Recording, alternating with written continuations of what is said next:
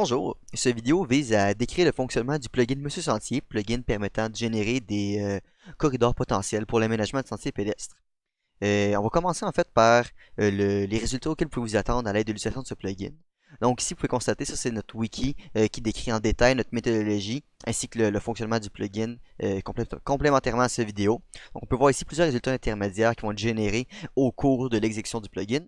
On peut voir par la suite, on va générer comme ça une matrice de potentialité qui nous donne une idée de l'indice d'aménageabilité du territoire que vous désirez aménager. Et ensuite, on peut voir ici une proposition finale de sentier que vous êtes capable d'obtenir à l'aide du plugin.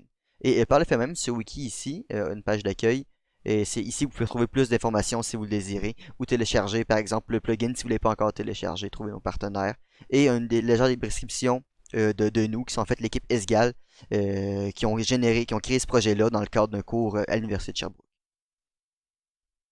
Maintenant que ceci est mis au clair, on pourra commencer par l'exécution du plugin.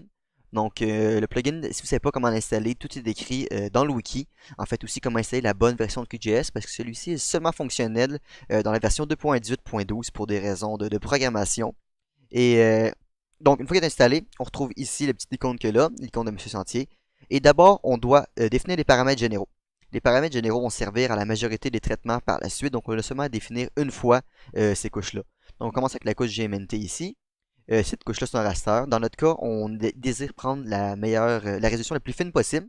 Donc, c'est pour ça qu'on prend des données LIDAR qui vont bientôt couvrir l'ensemble du Québec méridional. Donc, si vous ne l'avez pas trouvé, faites aller rechercher une fois de temps en temps. D'ici 2022, normalement, tout le Québec méridional devrait être couvert. On voit la couche ici. Ensuite, on a le quatrième inventaire écoforestier qui est disponible à tous, normalement, gratuitement par les données du Québec.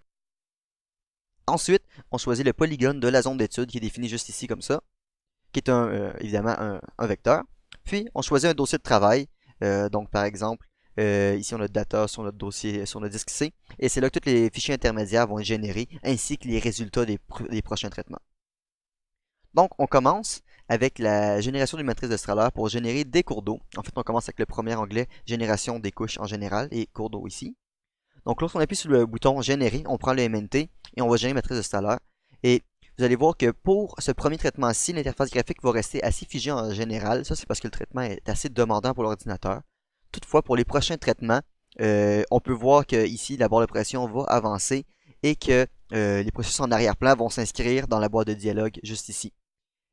Toutefois, pour que cette interface-là reste interactive, il faut garder en premier plan l'interface de Monsieur Sentier et pas cliquer sur d'autres éléments de votre ordinateur pour ouvrir votre navigateur web, parce que sinon ça risque de faire figer l'interface. Donc maintenant on va accélérer pour cette section-là le temps que le traitement se termine. Donc, comme vous pouvez le constater, l'interface vient de se remettre à jour à la suite du traitement, avec la barre de pression 100% et les traitements qui sont faits en arrière-plan. Vous pouvez aussi constater que la couche hors de Strahler a été générée juste ici. Et en fait, déjà, il y a plusieurs données de cours d'eau qui existent au Québec. Par exemple, ici, on a ceux de la BLTQ. Toutefois, on a désiré avoir une version plus fine pour établir des corridors de sentiers pédestres. C'est pourquoi cette version-ci, cette section-ci du plugin permet d'effectuer des meilleurs cours d'eau. Donc, on prend d'abord ici la matrice de Strahler, on la met là, et on veut comparer ces ordres-là ici avec les ordres d'Ostaller que nous, on a générés. Donc, on va zoomer pour mieux voir.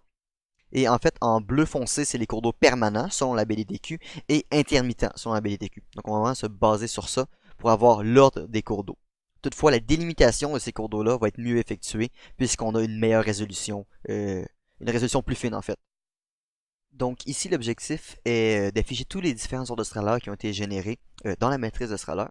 On choisit ici les interpolations exactes. On veut avoir toutes les valeurs minimum, maximum juste ici, qui ont été générées. On choisit des intervalles égaux. Et vu qu'on a 11 ordres de Strahler qui ont été générés, comme on peut le voir avec la valeur maximum ici, on choisit 11 classes comme ça. Et dans notre cas, plus les ordres de Strahler sont élevés, plus il y a d'eau qui coule dans ces secteurs-là. C'est pourquoi on ne fera pas le processus en détail parce qu'on le sait déjà puis c'est relativement long. Donc pour les autres tutoriels, on va seulement vous montrer pour les cours d'eau permanents ce qu'on a fait. Donc ici par exemple, les ordres de cours d'eau permanents qui correspondent, ça va être 11 et 10. Alors dans la matrice, si j'applique ça ici, on va cacher ça, on peut voir que ces ordres-là apparaissent, c'est peut-être un petit peu subtil là, mais on voit que les ordres 10 ici et 11 sont en bleu par rapport au reste qui est en arrière. Et on peut voir que ça ici, ça va correspondre à peu près avec les ordres permanents de Strahler, de ceux de la BDTQ, donc des données qui existent déjà. Vous pouvez voir que nous, par contre, sont définis légèrement différemment, probablement parce qu'on a MNT à une meilleure résolution que ce qu'eux avaient utilisé au début. Et on fait le même processus pour les cours d'eau intermittents. Donc ça, on peut ajuster pour avoir vraiment les meilleurs cours d'eau possibles. Dans le cas spécifique d'un test que nous on a effectué sur une vraie zone d'étude, on a eu des ordres légèrement différents sur la BDTQ. Donc une validation terrain est toujours nécessaire pour avoir une de qualité la plus précise possible. Donc, une fois qu'on a trouvé quels sont les ordres de Strahler qui sont appropriés pour nos cours d'eau, on va ici choisir les ordres de Strahler des cours d'eau intermittents. Dans notre cas, les cours d'eau intermittents, c'est 8 et 9, selon les données de la BDTQ. On va prendre cela parce qu'ils sont plus rapides à effectuer, mais comme je l'ai dit, pour notre vraie zone d'étude, qui correspond en fait à ce qu'il y avait ici, c'est un petit peu plus élevé que ça. C'est différent. Et les cours d'eau permanents, c'est 10 et 11. Et ça doit être séparé par un point-virgule comme ça ici. On peut ensuite choisir les zones de contrainte qu'il y a ici. On va laisser les valeurs par défaut pour l'instant, mais si vous voulez plus de détails sur ces paramètres-là, vous pouvez aller voir sur notre wiki, il y a plus de détails sur qu'est-ce qu'ils font exactement. Donc là, encore une fois, on va accélérer pour cette période-là, puisque ça prend un certain temps à effectuer.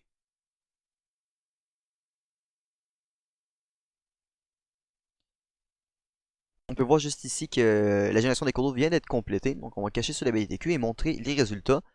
Donc pour ajouter l'affichage, voir la proximité des cours d'eau permanents ici. Il faut juste changer la valeur minimum maximum avec les valeurs réelles pour qu'on puisse vraiment les voir. Donc ça, c'est la zone de proximité des cours d'eau permanents, qui est une zone favorable pour l'établissement de santé puisque c'est agréable de marcher près des cours d'eau. Ensuite, on a ici les cours d'eau permanents en soi, desquels on ne veut pas nécessairement mettre de sentier parce que c'est complexe et mauvais pour l'environnement à se déplacer dans un cours d'eau. Et ici, la proximité des cours d'eau, pas la proximité, pardon, mais la présence des cours d'eau intermittents selon nos ordres de Strahler à nous qu'on vient d'établir.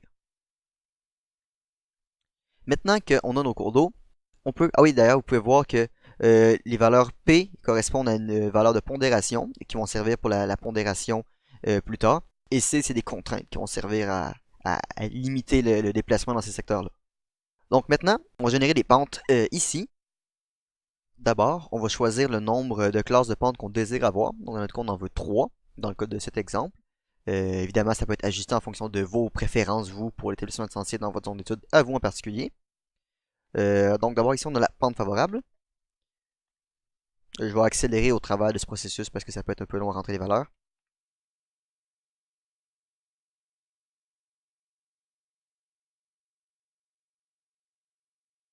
Pour les intervalles, c'est important de les séparer avec un tiret.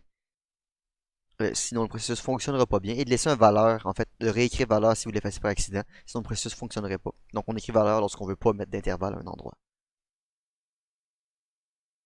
Et aussi dans notre cas, on a une contrainte de pente qu'on veut générer.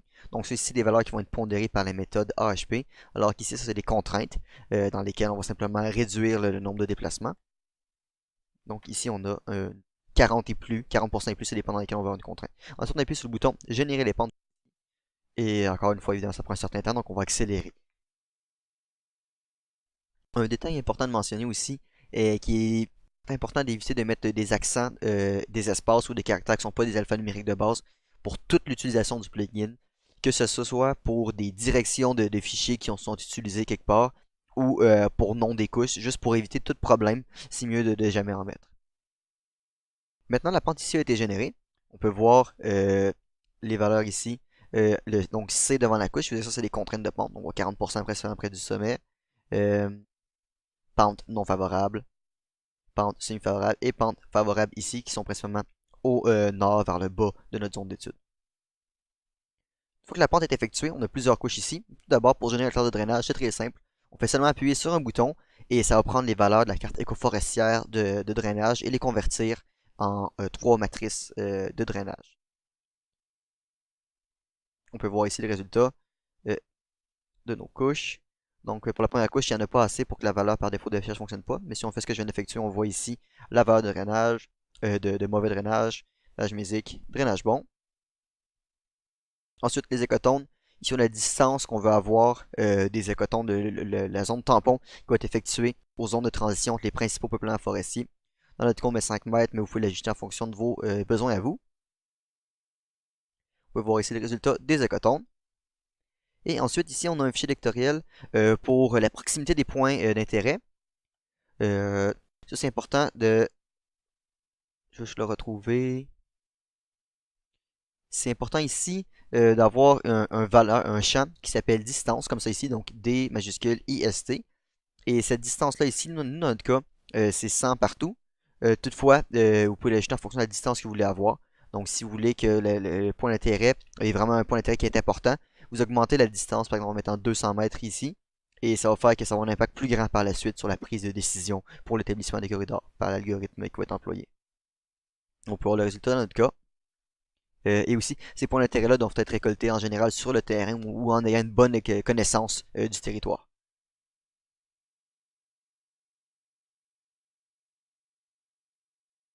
Donc, la matrice point d'intérêt peut se retrouver ici. Dans ce cas-ci, elle est apparue plus bas, mais on va la remonter en haut pour pouvoir la voir. Donc, on peut voir ici, par exemple, les points d'intérêt comme ça. Donc, une fois que les points d'intérêt sont terminés, on peut choisir ici les zones d'exclusion. C'est les zones dans lesquelles on va simplement éviter complètement de tracer un corridor. Donc, on peut voir ici qu'on a par défaut l'option générer des exclusions hydrographiques. Donc, on prend les lacs et les rivières. Ici, on fait simplement les enlever de l'analyse. On les détermine à partir de la carte écoforestière. On peut aussi racheter des zones d'exclusion de pente. Donc, par exemple, si on veut jamais faire le sentier à plus d'une pente de 100 degrés, on sélectionne puis on choisit les niveaux de pente qu'on veut mettre. Dans ce cas-ci, puisque ceci est un exemple fictif, on a ici une contrainte fictive qu'on peut rajouter, mais ça peut être pour n'importe quelle contrainte, en fait. Donc ici, on a des milieux humides, par exemple, des zones d'habitation, des trous dans notre polygone d'études dans lesquels on ne peut pas établir de corridor, de sentier. C'est là qu'on en rajoute autant qu'on veut. Ça doit être des polygones. Maintenant, les zones d'exclusion ont été générées. On peut voir encore une fois qu'elles sont apparues en bas. Pour qu'elle apparaisse en haut, en fait, le truc, il faut simplement cliquer sur une couche qui est en haut avant que ça se génère, mais j'ai encore fait l'erreur. On va voir ici, seulement ce qui est à l'intérieur de la zone d'étude a été conservé, donc c'est ce qui est en noir, et ici notre polygone de contrainte a été retiré, donc il n'y aura plus de sentiers qui vont pouvoir être établis dans ce secteur-là. On va maintenant pouvoir passer à la pondération, puisque toutes les couches qui avaient à être générées l'ont été. Donc on choisit l'onglet pondération ici, choix des critères ici, et on choisit le nombre de critères qu'on veut avoir en fonction de ceux qui ont été générés. Dans le compte de 9. Et là, je vais accélérer le processus bientôt. Mais d'abord, on doit entrer le nom ici des critères, valider les noms et choisir toutes les couches. Donc le truc ici, c'est que toutes les couches qui ont un P, en fait, c'est ceux qui devraient servir à la pondération normalement. Donc je vais accélérer la suite.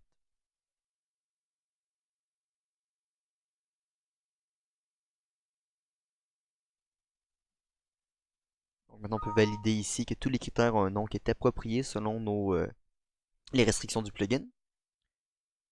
Ensuite, ici, c'est la grosse étape. Euh, Plus de détails peuvent être trouvés en fait dans le wiki à ce niveau-là sur comment vraiment faire une bonne pondération appropriée. Dans ce cas-ci, en fait, je vais simplement rentrer les valeurs qui fonctionnent bien.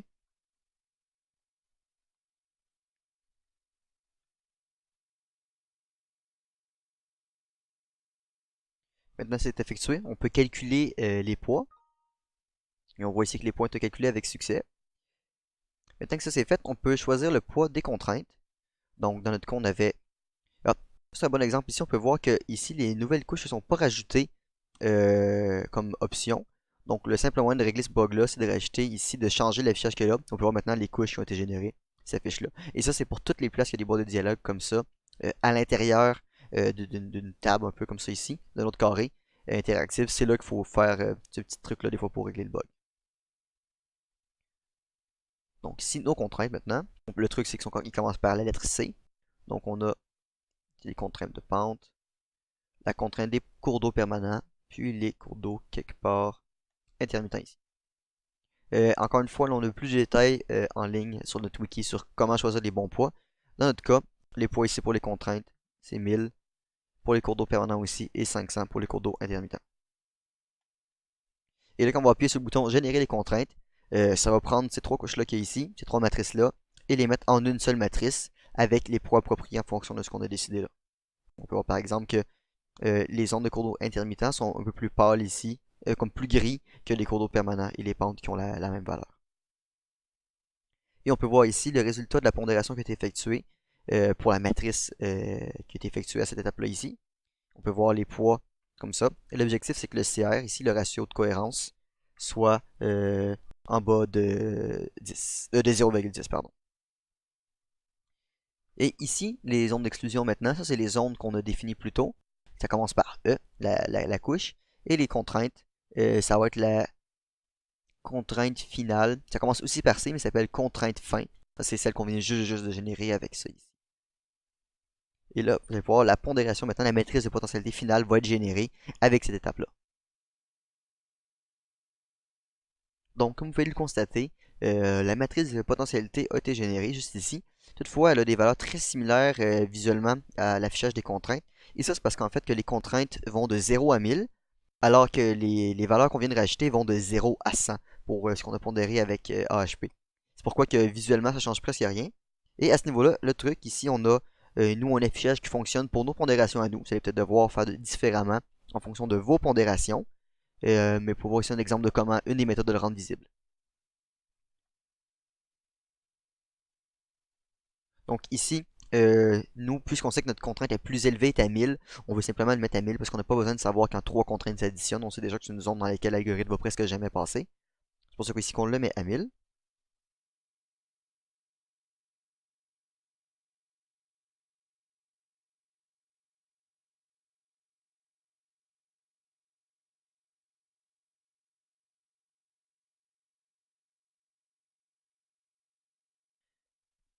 Donc on peut voir ça ici, c'est une méthode pour afficher la matrice.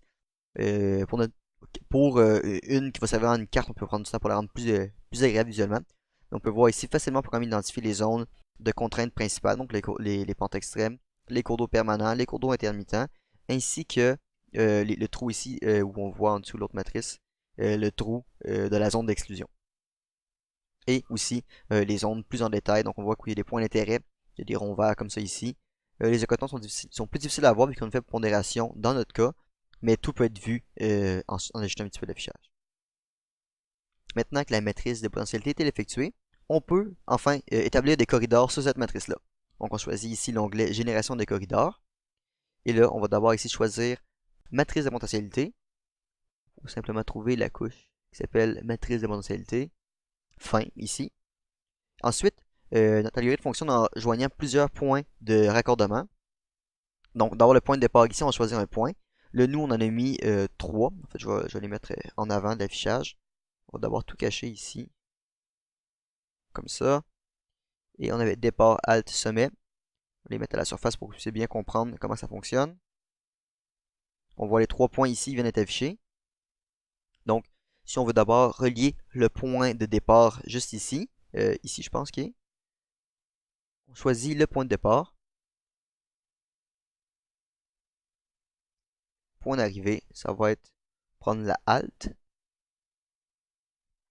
Ici, on peut choisir le nombre de corridors qu'on veut générer. Ceci, c'est un processus itératif. Donc, on va essayer de relier ce point-là à ce point-là ici par le chemin de moindre coût. Donc, en passant par la matrice en prenant le moins de cours d'eau possible, en fait, le plus de zones vertes et le moins de zones rouges. Et ici, on peut générer, dans le cas, on va en mettre, mettons, 4. Et donc, il va effectuer un premier chemin. Ensuite, toutes les valeurs qui vont être sous ce chemin-là vont perdre 10% de la valeur. Donc, il va essayer de trouver un meilleur chemin que celui-là, parce que celui-là, maintenant, est un petit peu moins bon. Toutefois, si celui-là reste encore le meilleur chemin, il va conserver le même chemin à chaque fois. Ici, on peut acheter la largeur des corridors qui vont être générés. Donc, on va appuyer sur le bouton générer. Donc ici, le processus vient de terminer. On va pouvoir ajouter ici le nom s'ajuste automatiquement avec départ vers Alt, I4 pour 4 itérations, L20, puisqu'il y a eu 20, c'est une distance de 20 mètres de buffer. Je vais remonter en haut pour qu'on puisse le voir.